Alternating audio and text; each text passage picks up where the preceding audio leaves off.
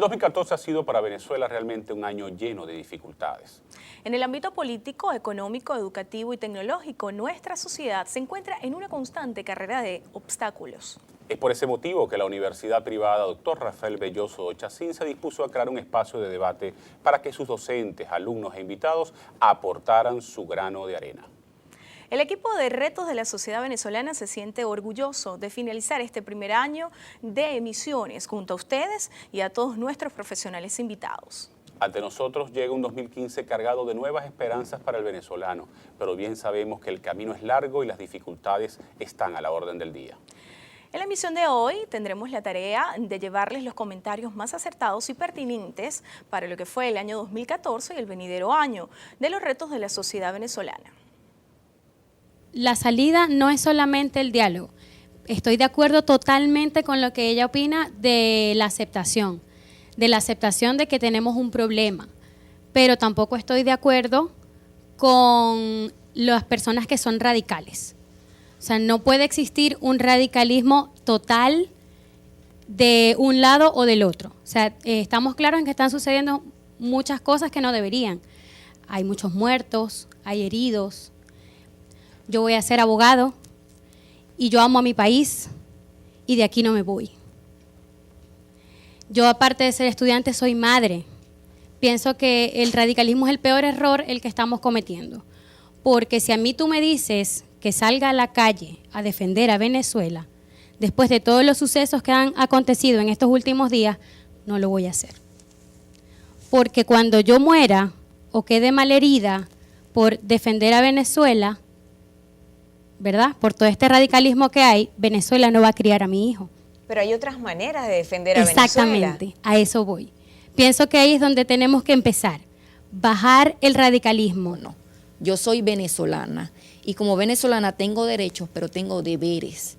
Mi obligación es corregir lo que no está bien y lo que no funciona bien, que esté a mi alcance. El hecho de que en Venezuela no sabemos en este momento cuál es el sistema económico que está en vigencia. Si el que está en la Constitución, que es un sistema económico de economía mixta de mercado, o el sistema económico que está en el denominado Plan de la Patria, que no tiene nada que ver con el que está en la Constitución. Esto de la inamovilidad laboral, porque yo bajé mi producción, pero yo tengo que mantener los empleados, entonces estoy produciendo por mi capacidad normal, la que voy a llevar al mercado, pero tengo que mantener a un personal ahí, al cual le tengo que pagar todos sus beneficios, sus remuneraciones, y tengo que excluirlo del determinante de costo para poder determinar el precio, porque estoy basando el precio solamente en aspectos contables. Bien, porque el siglo XXI, todo indica que el siglo XXI ya no será un siglo del petróleo, como sí lo fue el siglo XX.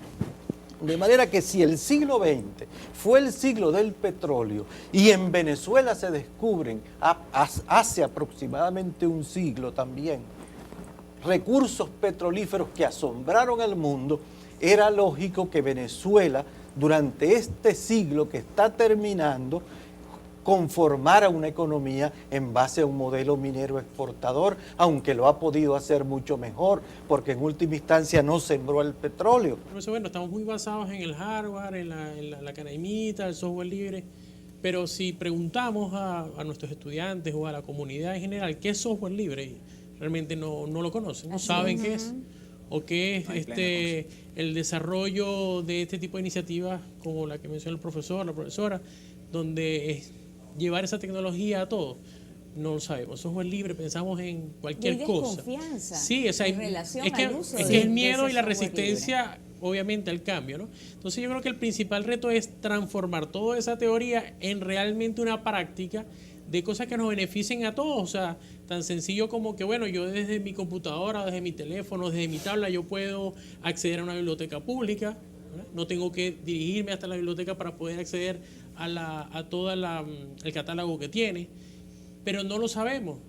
O sea, sencillamente lo conocemos en teoría, como que, bueno, sabemos que en otros países existe, sabemos que de repente en Europa tienen esta tecnología, bueno, qué chévere, y llegamos hasta ahí. Pero muchas veces, principalmente porque no todos tienen un computador en su casa con un acceso a internet. Porque estamos en una época en la cual las redes sociales, pues, tienen a todo el mundo activos con estos sistemas, nuevas formas de comunicarnos. Entonces, por un lado, parece que sí nos estamos adaptando a esa tecnología, pero por otro nos resistimos a la educación. Por ejemplo, la falta de un acceso a un equipo de computación o a internet para poderse conectar en línea, o el tiempo suficiente para cumplir. La mayoría de ellos trabajan solamente medio turno en una institución pública, pero el otro medio turno, por cuestiones económicas, pues buscan otra institución que tenga un turno diferente, o simplemente lo dedican a las actividades educativas inherentes a lo que están haciendo. Perciben como algo secundario, que no les generará un valor agregado. En el corto plazo, no lo ven como un beneficio a largo o mediano plazo, sino que lo ven como algo que les va a quitar tiempo que pueden aprovechar para otra cosa. Totalmente evidente, palpar, que no se ha dado cumplimiento a lo que establece incluso la propia Constitución. Y eso es lo grave de esta situación. Esto es lo que ha despertado en Venezuela una intolerancia que no era característica de nosotros. Para que el ciudadano pueda defender sus derechos, tiene que conocerlos. En Venezuela, ¿usted cree que existe un conocimiento óptimo de los derechos de cada ciudadano? No. En Venezuela yo creo que el ciudadano, yo me atrevería a decir que el ciudadano inclusive está en desconocimiento de la normativa, desde la Constitución hasta todas sus leyes. Los derechos humanos no son los particulares. Cuando el Estado te desconoce ese derecho que está establecido en el ordenamiento jurídico, cuando no se cumple con lo que está establecido en la norma jurídica, simple y llanamente a ti se te está conculcando tu derecho. Y viene una situación muy importante, que al violentarse un derecho humano, hay uno de los aspectos característicos de ellos es la integralidad. Derechos han sido violados. Y yo acudo ante los órganos internos que establecen las constituciones y las leyes de mi país, y yo no obtengo una respuesta o esta no es satisfactoria, yo puedo acudir a las instancias internacionales en las cuales está comprometido el Estado del cual yo soy nacional, en virtud de que son instrumentos, pactos, convenios o tratados que han sido aprobados y que han sido suscritos. Venezuela anunció hace algunos meses que abandonaba el sistema interamericano de defensa de los derechos humanos. ¿Qué significa eso para el ciudadano común y corriente? Pudiera pensarse que queda desvalido, pero no es así. Venezuela está comprometido por instrumentos internacionales que le obligan a responder por la violación que se cometa sobre los derechos humanos. De hecho, partiendo desde la misma Constitución establece que se determinarán sanciones para aquellos funcionarios que en el ejercicio de su cargo atenten contra los derechos humanos. Este debate sobre lo que es la educación, yo pienso que no debe quedarse solamente circunscrito a lo que son los estudiantes, porque el problema de educación no es los estudiantes. Yo creo que hemos tenido en estos días muchos días sin clases, pero tenemos muchos años de mala educación. Estamos teniendo muchos años de mala educación. Dar de pronto la academia a los lugares de población minoritaria. Exactamente. Porque tampoco creo que es parte de la situación o del reto que enfrentamos. Es decir, hay universidades en los centros más poblados, pero no hay universidades ni hay lugares de estudios en los centros menos poblados. Es decir, los muchachos deben trasladarse hasta las ciudades para estudiar. Ya yo soy profesional, soy egresado de algún tipo de universidad, tengo algún título que me avala para... Entonces me voy de pronto a mi ciudad de origen, a mi municipio de origen, a mi localidad, que probablemente sea rural, y no cuenta con los elementos propicios para que yo desarrolle mi profesión. ¿Qué voy a hacer para que esa localidad lo tenga? No, es más fácil, me mudo a la ciudad y si soy comunicador social, trabajo en un periódico de la localidad, pero bueno, que si vengo desde un municipio foráneo a la ciudad, entonces no me interesa que haya un periódico allá, me interesa quedarme en la ciudad y trabajar yo. A los valores ya más ligados a la parte educativa. Se habla desde hace algún tiempo, eso no es nuevo, de la ética, que hay que tener comportamiento ético, la ética tiene que ver mucho con los valores. A veces le preguntamos a algunos estudiantes o a algunas personas, mira, pero dime qué es la ética. No saben qué es la ética, no saben cómo está relacionado con los valores. O sea, los valores en la parte educativa son básicos.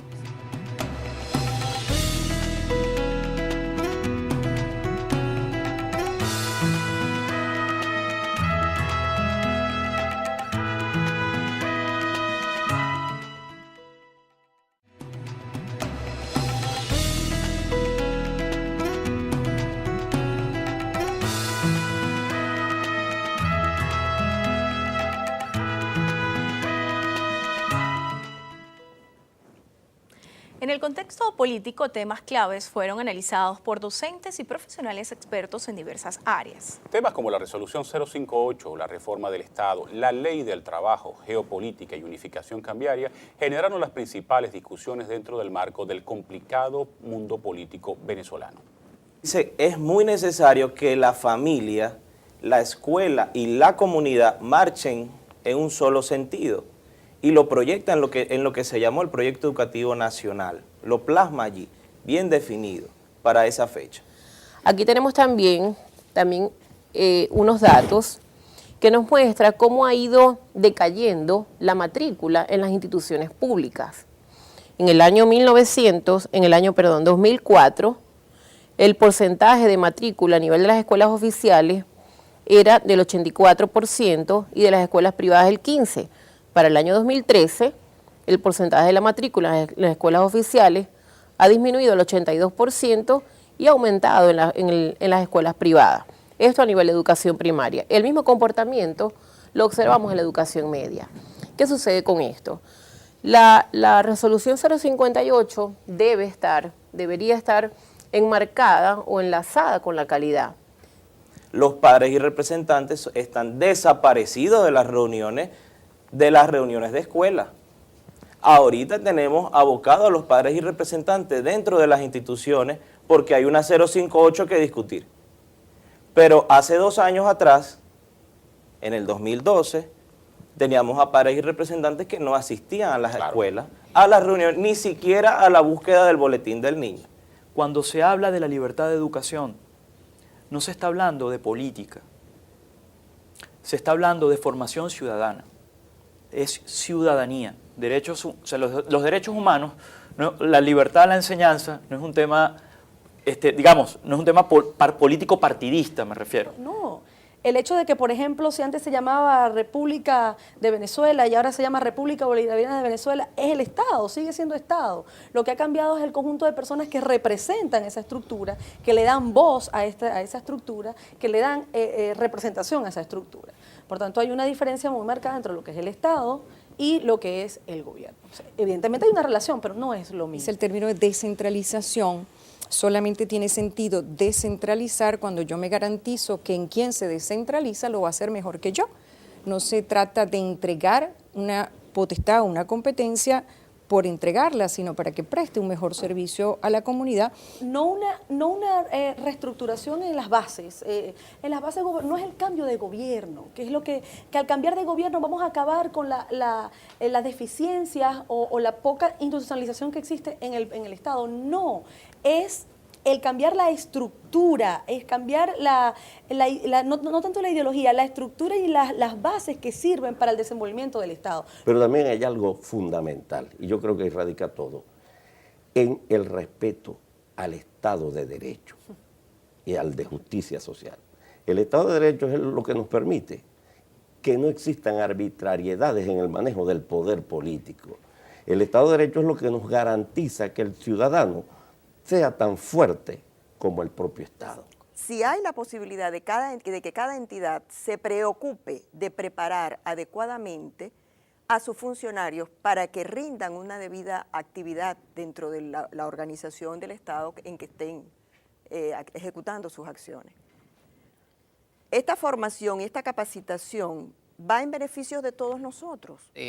Recuerda que el derecho al trabajo es un derecho, dentro de sus características, decimos que es un derecho evolutivo, se evoluciona con el tiempo y siempre todos los beneficios en materia laboral, en el tiempo, estos van aumentando, bajo el espíritu de lo que es la esencia del derecho del trabajo y esa forma en la cual la misma Constitución lo prevé, porque tiene incluso un carácter constitucional, el hecho social trabajo, que es lo que le da origen, lo que le da esencia al derecho laboral dentro de nuestro Estado venezolano. Ese es realmente el 176, cuando el 176 de la ley establece que cuando tienes una jornada de 6 días a la semana, tienes un día de descanso, el segundo día, que es obligatorio por la ley, debe ser acumulado al periodo vacacional. Sin embargo, la exposición de motivos establece que por cada 4 semanas de 6 días será adicionado ese día al periodo vacacional. Entonces existe una contradicción entre la exposición de motivos y lo que está en el artículo.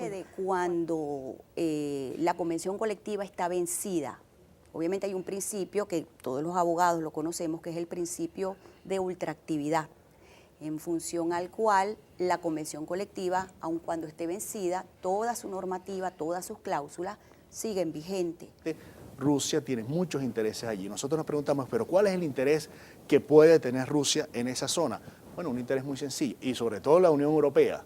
El interés es muy sencillo. Aquí hay que olvidarnos de derechos humanos o la autodeterminación de los pueblos. No tiene nada que ver con eso. Aquí lo único que se está discutiendo es petróleo y gas. Porque la inmensa mayoría o gran parte del petróleo y gas que llega a Europa, que no tiene ni una lata de petróleo ni un metro cúbico de gas, sale por el Mar Negro. El Mar Negro que evidentemente está en toda la península de Crimea. De Panamá, de Colombia. Todo eso obra y gracia de las potencias imperialistas, tanto británicas como ya en 1903 estadounidenses, que venía emergiendo poco a poco como el gran rival económico y político del Imperio Británico, que privó desde el inicio del siglo XVI hasta 1947, cuando después de la Segunda Guerra Mundial se vio obligado a cederle el espacio político y militar necesario en todo el mundo a Estados Unidos, porque fue prácticamente el que mayor cuota de ganancia percibió después del término de la Segunda Guerra Mundial. Pero no solamente eso, China necesita más que, y también hay que separar la noción de hegemonía de imperialismo, porque China no le importa tanto ser hegemónico tipo Estados Unidos, le interesa más la energía, el factor energético, y por eso apunta específicamente sobre Venezuela, porque su crecimiento, el crecimiento de la poderosa industria china pasa o descansa sobre el factor energético, y ahí Venezuela juega un papel fundamental. No solamente eso, sino que también necesita un mercado gigantesco que ya lo tiene puertas adentro, pero necesita exportar todo ese material que tiene China. ¿Y qué mejor mercado que Brasil, que en este caso también tiene sus intereses China allí? ¿Qué mejor mercado que Venezuela? Y por supuesto, ¿qué mejor mercado que incluso Argentina y Nicaragua? En la faja petrolífera del Orinoco, por ejemplo, que estaba planteado llegar a un nivel de producción de 2 millones de barriles diarios para el plan Siempre Petrolera. Para el 2012 no estamos solamente con 500.000 barriles diarios. Entonces, la producción de petróleo ha venido bajando y aparte de eso están bajando los precios del petróleo.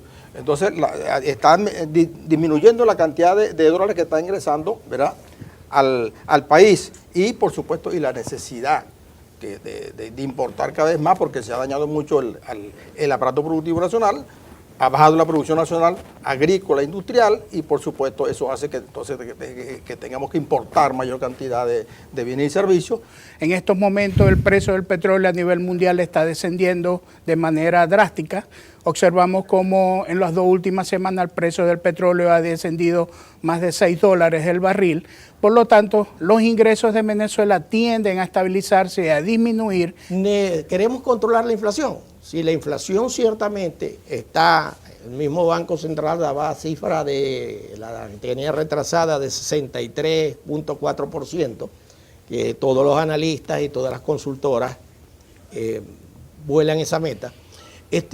Si se quiere controlar la inflación y la política es ir hacia un control de la inflación, sabemos que no podemos estar manejando la emisión monetaria inorgánica, sabemos que no podemos estar con políticas devaluacionistas perennes, sabemos que no podemos estar con incremento de la masa monetaria. Necesitamos encender las máquinas de producción de todos aquellos bienes y servicios que en el pasado en Venezuela se producían. Yo insisto, como consecuencia de las expropiaciones, el Estado Zulia dejó de ser aquel Estado potencialmente ganadero, productor de leche, productor de carne, productor de muchos productos agrícolas. El Estado portugués, el Estado guárico, productores de arroz, sorgo y otros cereales. Entonces, necesitamos rescatar todas esas áreas.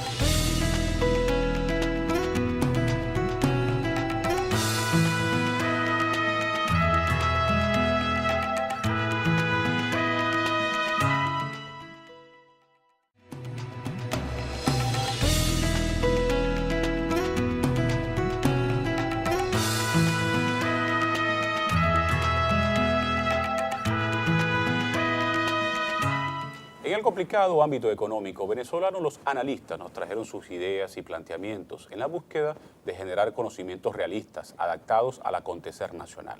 De igual manera, se abordaron puntos álgidos como el emprendimiento en el branding, el mercado cambiario y un análisis histórico sobre los 100 años de actividad petrolera en Venezuela cumplidos durante el año 2014. El emprendimiento justamente se propicia de una motivación y una de esas cosas es las que hacemos en el aula, de que descubran cuál es la motivación de un emprendimiento. Generalmente es la necesidad o la oportunidad que me está ofreciendo en el mercado para salir con un producto o un servicio que está allí a la espera de muchos. Además, el emprendimiento puede ser social. Por ejemplo, en Venezuela eso es una gran oportunidad en estos momentos. El emprendimiento puede ser tecnológico, ecológico. Entonces hay un gran abanico, una diversidad de oportunidades o necesidades que en este momento se están presentando. Y justamente como dice un refrán venezolano, en río revuelto, ganancia de pescado. La idea es que nosotros podamos, digamos, englobar un conjunto de conductas que el muchacho vaya llevando, una vez que tenga todas las herramientas y técnicas de otras materias, pueda condensar en términos actitudinales realmente un comportamiento emprendedor. Emprendedor no solamente para crear cosas, sino inclusive para proponer cosas nuevas, incluso en las organizaciones donde él trabaje. Y lo que quiere decir eso es que Venezuela es un país de emprendedores con un talento extraordinario. Basta ver la gente que sale fuera del país y monta industrias en otras latitudes y es reconocido como un gran empresario, emprendedor, porque el proceso de formación y la actitud hacia la creación de empresas y de toma de riesgos del venezolano no es un temerario, sino es una persona que de alguna manera estructurada toma riesgos que se requieren en el emprendimiento. La marca no solamente es un símbolo que identifica a los consumidores sobre qué producto es realmente la conexión emocional que crea un consumidor con todos los productos que esa marca conlleva, ese símbolo que hace que las personas se conecten desde el punto de vista emocional, personal, y además es una garantía de éxito, una garantía de funcionamiento del producto que estamos ofreciendo. Ver tu marca favorita en cualquier producto es síntoma para ti de que ese producto es de calidad, que es bueno y que representa todos los valores que tú siempre le has colocado a tus productos favoritos. Ahora hagamos un poquitico de historia. Ese marketing no es de ahorita, ni desde hace poquito. El asunto de la marca es una cosa muy delicada y déjame decirte un ejemplo. La parte de la marca, que en inglés se conoce como trademark, ¿no? O sea, la marca viene de lo que hacían los artesanos. Okay. O sea, la traducción exacta del trademark es la marca del oficio o del oficiante. El emprendedor especialmente y digamos las marcas, no quiero decir marcas pequeñas porque para mí ninguna marca es pequeña, pero sí las marcas de que tienen menos estructura pueden desarrollar sus propios contenidos. Eso yo creo que es la mayor importancia de las redes, no solamente tener un perfil en Facebook, un perfil en Twitter o en Instagram, sino saber elaborar sus contenidos, ser un productor de contenidos más no un multiplicador de contenidos ajenos. Tengo que tener la noción de a quién, lógico, se lo debo hacer, pero es el reto que se le comenta al estudiante. Bueno, ¿cómo haces tú para decirle a tu cliente que en función de toda la información que te está delegando, ¿verdad? Te está hablando de una reseña histórica, una misión, visión y todo un compendio informativo que por lo general puede tener 7, 10, 5 páginas, yo no lo sé. A veces se me presentan con toda esa cantidad de información y digo, bueno, el reto tuyo como profesional es indicarle al dueño de la marca por dónde debiera irse, si puede ser que le funcione un logotipo o un logosímbolo y de qué características. Entonces, bajo esas circunstancias, cuando se les aclaran a ellos uno, lo otro y cómo se clasifican, es una cosa tan genial cuando se ve el resultado en 3 segundos. Si no forman parte de la vida de todos los días de los clientes, sencillamente desaparecen, dejan de existir. Por eso que tienen que estar permanentemente en esa vida. Así sea la empresa más importante del mundo, así sea la empresa que tiene más años y que todo el mundo se recuerda de ti, tienes que formar parte de la vida. Y las pequeñas empresas que están iniciando, los emprendedores, tienen que empezar a andar ese camino de entender y la única forma de permanecer en el tiempo es formar parte de la vida de sus consumidores. Y eso no se logra un día sí y 15 no, es constante. ¿Qué pasa con Venezuela? Ya tenemos nosotros unos cuantos años con la implantación de un férreo control de cambios. Para ser tajante y específico, en Venezuela no hay mercado cambiario. No hay mercado cambiario porque no funciona ni la oferta de divisas con sus componentes, ni la demanda de divisas con sus componentes. Hay un férreo control cambiario porque está establecido de la siguiente manera. 1, no depende del juego y la oferta y la demanda. Y 2, hay un monopolio total del Banco Central de Venezuela. O sea, el Banco Central de Venezuela acumula las divisas y se las pasa a un organismo, una institución que ahora se llama Cencoex, ayer Cadivi, para que Cadivi las distribuya dentro de los agentes económicos que necesitan de esas divisas para producir o para importar. En el caso específico del mercado cambiario, por supuesto, se han emitido numerosos convenios cambiarios, desde el convenio cambiario de febrero del año 2003, que fue el que dio origen a todo este sistema de control de cambios, y posterior a ellos, los más recientes, hemos visto en noviembre del año 2013, lo que fue la creación del Cencoex y a su vez la supresión de lo que conocemos como Cadivi en febrero de este año en curso, en febrero del año 2014. También, por supuesto, hemos tenido diversas normas que han regulado el tema de las penalidades en cuanto al uso irregular o ilícito de las divisas obtenidas a través de los mecanismos implementados por el Estado. Teníamos una ley de ilícitos cambiarios que fue derogada por la reciente ley del régimen cambiario y sus ilícitos, que se modificó un poco su denominación a los efectos de flexibilizar un poco el régimen cambiario que operó hasta entonces. Todos lo sabemos. El mercado paralelo. El mercado paralelo no hay otro. Entonces, ¿cuáles son las distorsiones microeconómicas? Porque ya vimos las macroeconómicas, que las empresas, la información financiera que están mostrando no es real. No es real. Yo tengo clientes donde están vendiendo a 80 y el costo de venta está a 6.30. Entonces yo digo, bueno, pero ¿y esta gente sí gana plata? No gana plata porque entonces están llevando una contabilidad tan extraña que la diferencia lo están dejando por fuera. Y ese es el resultado de la incertidumbre, ese es el resultado de la incertidumbre en la cual se maneja el empresario venezolano. Exactamente, pero entonces... aunque también hay un ingrediente especulativo en algunos, ¿no? Sí, pero yo quisiera apartar eso porque eso es otro tema y yo no creo en eso. Yo siento que no es especulación, es protección. El empresario lo que busca es protegerse. Un siglo, que es el último siglo, ha sido un siglo en el que el petróleo prácticamente se ha convertido en el gran rector de la vida venezolana.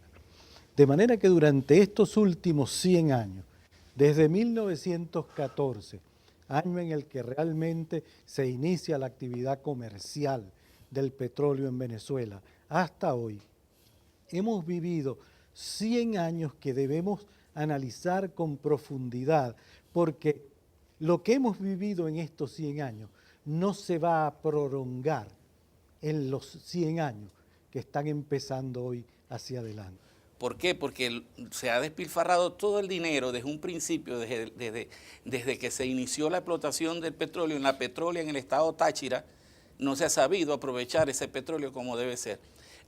No tenemos conciencia de lo que es esa industria para el país. Quisieran muchos países tener por lo menos el 10% del petróleo que tenemos nosotros. La sociedad venezolana hubiera entrado en un ciclo de lucha violenta por el poder entre probablemente los que llamaban los chopos de piedra y los factores emergentes de la sociedad venezolana, que eran efectivamente civiles por un lado, pero también los grupos de poder económico que iban a disputarle el poder al Estado.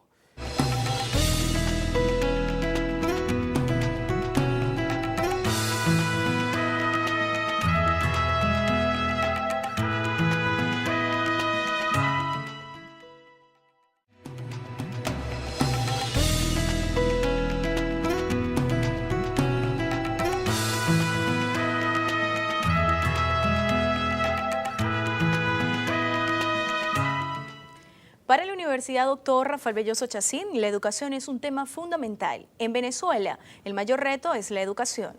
Para este respecto, profesionales de altísimo nivel fueron invitados a compartir ideas y a generar puntos de interés como la investigación, comunicación e información, el rol del periodista en la sociedad actual, e investigación a nivel de posgrado y doctorado y la anomia social. En Venezuela no hay una cultura científica autóctona, debido a que en sus orígenes, en los inicios, la investigación era realizada por extranjeros, porque los blancos criollos que tenían formación y capacidad para hacer ciencia, se dedicaban a hacer política en aras de los movimientos independentistas. Que la importancia de la investigación, es más, están los principios éticos que deben caracterizar a la investigación. En este sentido, no podemos decir que es que no se están abocando a tratar el tema y a tratar de resolverlo. Resaltar que en educación inicial se está comenzando a investigar con los niños y se hacen unos mini proyectos donde ellos tienen que investigar y al final hacen la exposición al final del año escolar. Entonces yo creo que esa cultura de investigación que que se está llevando a cabo, desarrollando en algunos colegios, debería generalizarse a todos los colegios de educación inicial, educación primaria, de manera que no sea solamente un grupo los que lo hacen, sino que sea permanentemente esa formación. Es decir, el uso de las redes sociales antes del 12 de febrero en Venezuela era distinto. A partir del 12 de febrero, quienes estaban detrás de las redes sociales, que somos casi todos, descubrimos nuevos canales dentro de ese canal. Y nuevas utilidades. Claro, ¿no? claro, sí, la utilidad como que se disgregó en otros usos, ¿no? Hablando de la deficiencia, vemos que la información que se maneja a veces no es veraz por completo. Correcto, y eso es un grave problema que se está presentando. Claro. Muchas personas hacen eco de información que es errada y por consiguiente, más allá de que pueda tener un impacto y que el periodismo apuntado a ser periodismo multimedia, esa información no está llegando como debe ser. Pues cuando hablamos del derecho a la libertad de expresión del pensamiento, establecido en la Constitución, dice que no se le puede censurar a los funcionarios públicos las informaciones que tengan bajo su responsabilidad. Es decir, no podemos de ninguna manera prohibirle a un funcionario público que tenga una información bajo su responsabilidad, un procedimiento bajo su responsabilidad, censurarlo para que no sea transmitida. Ante ese tipo de hechos como el del World Trade Center, el de los sucesos de Vargas, por muy duras que sean, las imágenes hay que mostrarlas. Por más dura que sea una verdad, hay que mostrársela al público, porque solo a través de esas explicaciones el público tiene la real dimensión de lo que hay. Hoy vemos que muchas personas ya, algunas, no obtienen su periódico impreso, prefieren ingresar y poder informarse rápidamente, incluso a través de su móvil o a través de cualquier dispositivo tecnológico, la inmediatez de la información está allí. Y considero que sí es importante el periodismo digital y el impacto que ha tenido es sorprendente. Libertad de expresión en un país donde en un periodo de 4 meses, en lo que va de este año, se registraron más de 200 agresiones a comunicadores sociales, a trabajadores de los medios, que también nuestros compañeros reporteros gráficos. ¿Puede haber libertad de expresión en un país donde se reconoce con un premio al ministro de Interior y Justicia, Miguel Rodríguez Torres, quien a esta fecha no nos ha dicho quién secuestró a Nairobi Pinto? Libertad de expresión, en un país donde tienes persecución a programas de humor, como fue la salida de Luis Chatey de Televen, Además de ello, la persecución que estamos viviendo acá en el estado Zulia, a diferentes programas radiales, a colegas periodistas que con solo una llamada que se hace desde la gobernación, ya se busca cerrar esos espacios a los comunicadores sociales. Entonces es muy difícil hablar de libertad de expresión en un marco como este que yo te estoy describiendo a través de estas interrogantes. El periodismo de investigación está muriendo. Es correcto. Está muriendo y es un drama. Yo soy de los que siempre he pensado que más bien nosotros tenemos que dar un paso hacia adelante, me refiero al periodismo en papel, de ofrecerle al lector el más allá y el más allá del periodismo de investigación. Pero en estos tiempos es imposible. Está preocupado porque cree que el periodismo real en Venezuela está en peligro de extinción. Por lo que tú decías, la capacidad crítica del periodista es más fácil. Bueno, hay condicionamiento a la libertad de expresión, Bueno, hago un periodismo superficial, no me meto en problemas. Y resulta que eso está afectando nuestro trabajo. Pero también hay otra cosa, la polarización. De hecho, se ha acuñado un término, la polarización mediática, que nosotros mismos hemos podido contribuir. Nosotros tenemos que ser críticos ante todos, llámese como se llame, Mesa de la Unidad. Si el señor Leopoldo López cometió un error, nosotros tenemos que decirlo. Es correcto. Periodísticamente hablando, no Raúl Semprún, periodísticamente hablando. Pero si el gobierno está cometiendo algún tipo de exceso, también tenemos que decirlo. ¿Cuál es la realidad política? Porque también lo mencionaba Nicari, que a través de diferentes mecanismos, en diferentes áreas, el gobierno nacional está tratando de apretar y aprieta y aprieta y aprieta las tuercas y uno se va condicionando. Y en la medida en que los medios se han masificado, que actualmente tenemos los datos tan a la mano, en internet, en los canales especializados, 24 horas de información deportiva, eso por supuesto ha tenido un auge trascendental dentro de las aulas. Cada día las organizaciones y los ciudadanos sean cada vez más exigentes y por lo tanto busquen esa preparación, esa capacitación a través de lo que es necesario, la sensibilización, crear conciencia y empoderar al talento humano para desarrollar y potenciar esas competencias estratégicas. El talento humano es un motor principal de éxito en una organización.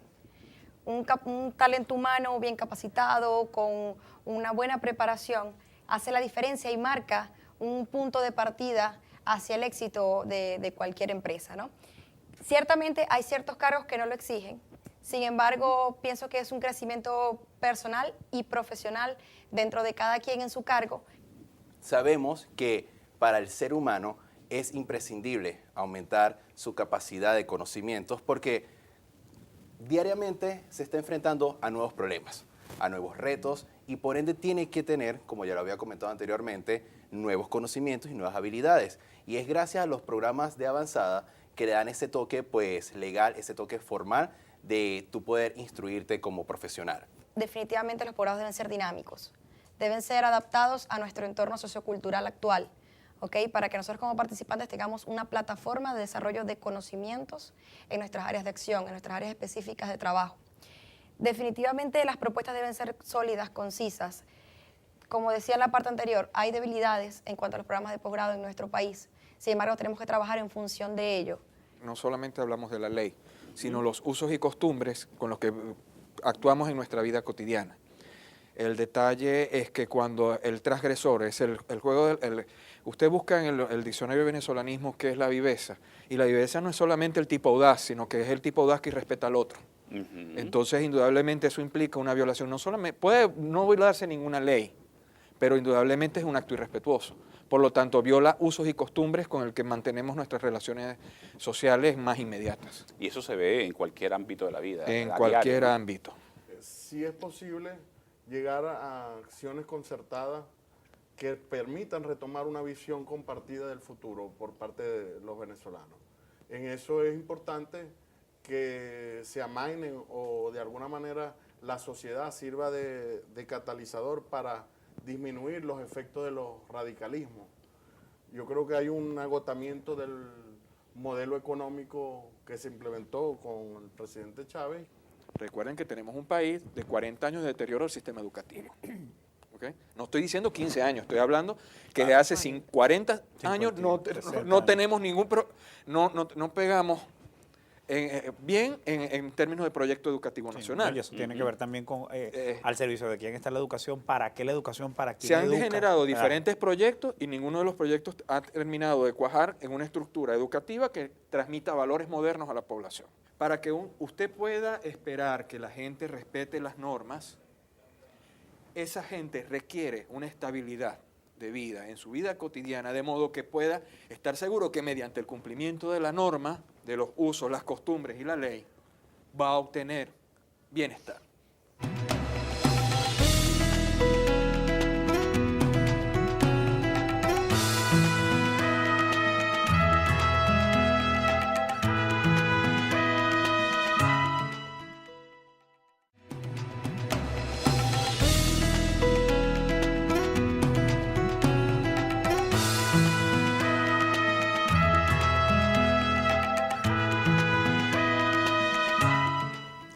Y para concluir, concluir con este resumen, tocaremos el tema tecnológico. Venezuela es un país industrial, por eso la tecnología resulta un factor primordial dentro de nuestra sociedad.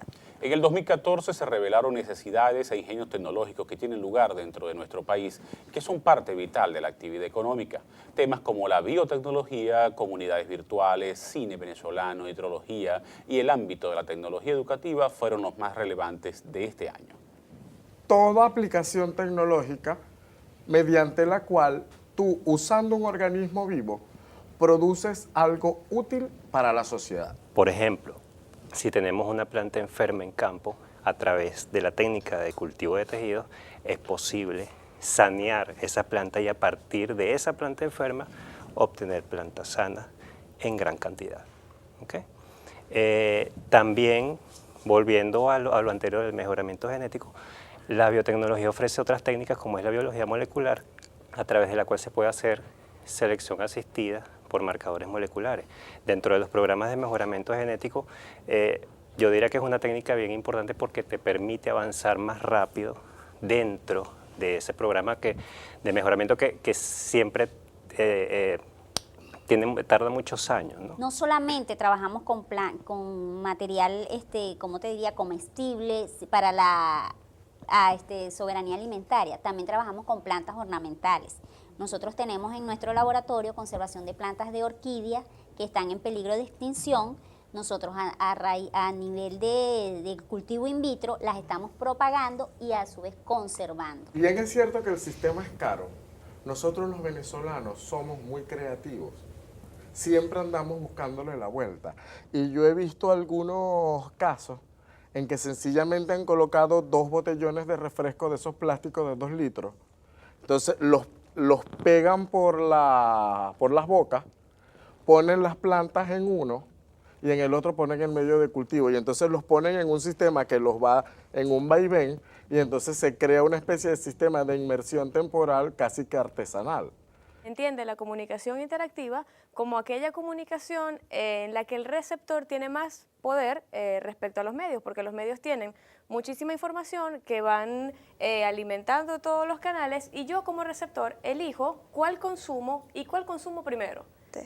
Lo genial de las redes sociales es eso, es como que te acercan a tu público y tú puedes escucharlos y puedes conocerlos más allá de que lo que hace la publicidad convencional, porque está ahí, es directo y la respuesta es inmediata. Ahí es donde la especificación del rol del periodista cobra mucho peso, porque no es igual colocar una imagen de hace 3 meses y decir que está ocurriendo ahorita, como colocar una imagen dándole dónde ocurre, en qué momento está pasando aquí, y el periodista en ese punto es el que tiene que saber cómo tratar el mensaje, porque ahorita todo el mundo tiene un teléfono, toma la foto y la sube. Si tú vas a decirme eso mañana en el diario y ya esto está como tendencia en redes sociales, nadie me va a leer. Todos los días hay una nueva red, todos los días ocurre algo nuevo que dispara la red y que pasa a ser parte de tu glosario, pasa a ser parte de tu experiencia. No hay en esto quien se las sepa todas, ni un poquito.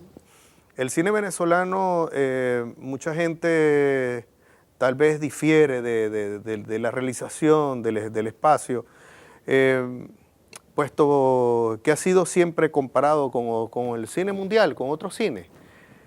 Yo creo que nosotros tenemos un cine muy particular. Nosotros hacemos cine. Hacemos un cine que realmente tratamos de hacerlo desde su guión. Tratamos de hacer un cine autor. El asunto o la diferencia quizás sea que el espectador es diferente. El espectador de hoy en día no es igual al que existía en los 60, no es lo mismo, no es el mismo público. Y obviamente en términos económicos es también una realidad diferente, porque ¿qué tantas oportunidades de hacer películas se tenían en los 60 o en los 70? Si se hace una revisión de la historia del cine en cuanto a la producción cinematográfica, la cantidad de películas que se hacían, por ejemplo, en el 61, no es igual a la que se ha hecho en el 2011. Esa persona que diga que está haciendo cine porque este es el cine que yo hago y no me importa si a los demás les gusta o no les gusta, es mentira. Si uno hace algo audiovisual es para que la gente lo vea, para que haya un público. Y hay mucho, así como hay cineastas, hay públicos. Hay público para todo. Y eso no solamente pasa, no, que en Venezuela no es que la gente no va a ver el cine venezolano. Claro que sí lo va a ver.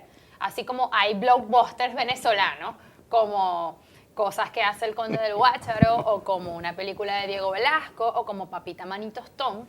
Hay cine de autor como Pelo Malo, como El Regreso, como vamos a darle como las películas de Diego Rísquez, por ejemplo. O sea, lo que pasa es que Diego tiene también una evolución dependiendo de la película, pero vamos a hablar de Reverón. Reverón no es una película que cualquier público entiende. Podríamos mencionar muchas películas que a lo mejor mencionamos tantas películas del cine venezolano que a lo mejor mucha gente no las ha visto. Sí. Pues tú dices que Oriana, pero para mí Jericó es una película que marcó el cine en dos.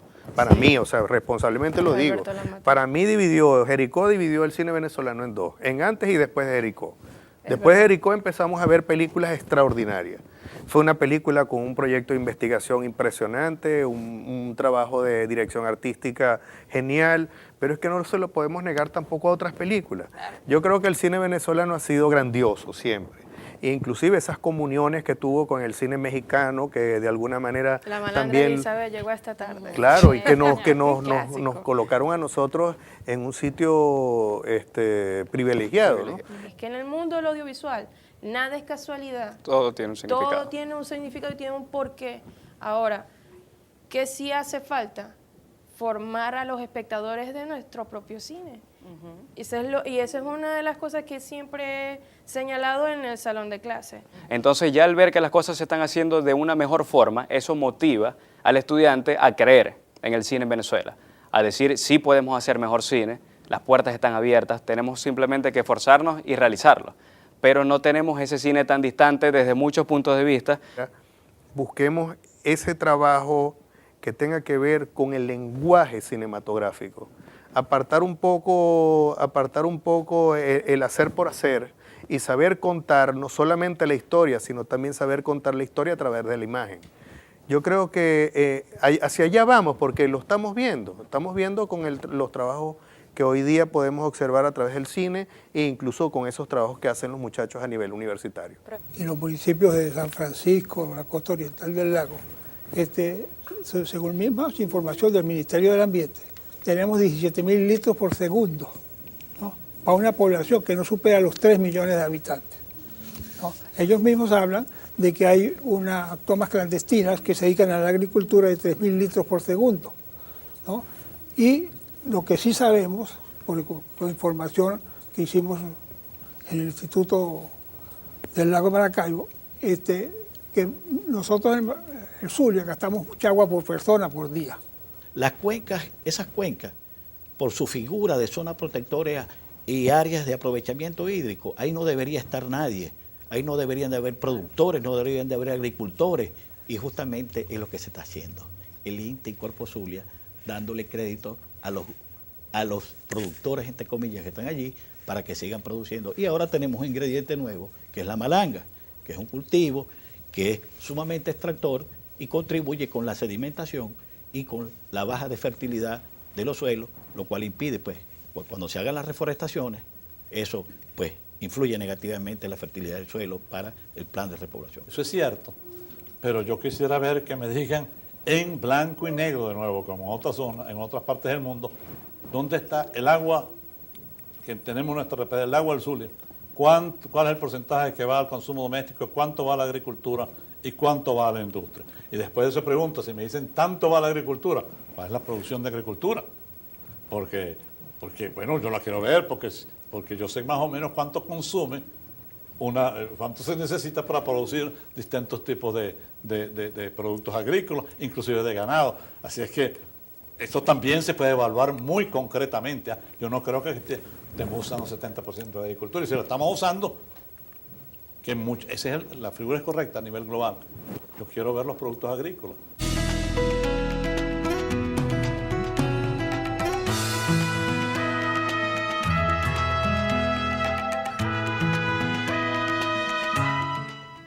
Para nosotros, en Retos de la Sociedad Venezolana, es un privilegio contar con su sintonía. Cada semana nos damos a la tarea de escoger a los invitados de mayor prestigio y experiencia, con la misión de llevarle a ustedes un contenido lleno de ideas innovadoras e impulsar el crecimiento de nuestra sociedad.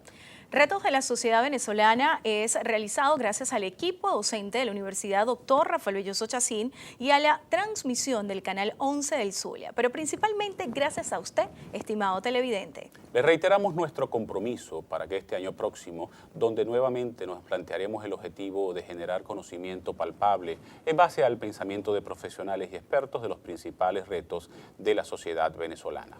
Nuestros mejores deseos en estas fiestas decembrinas y un año nuevo lleno de paz y unión. Feliz Navidad y próspero año nuevo para todos.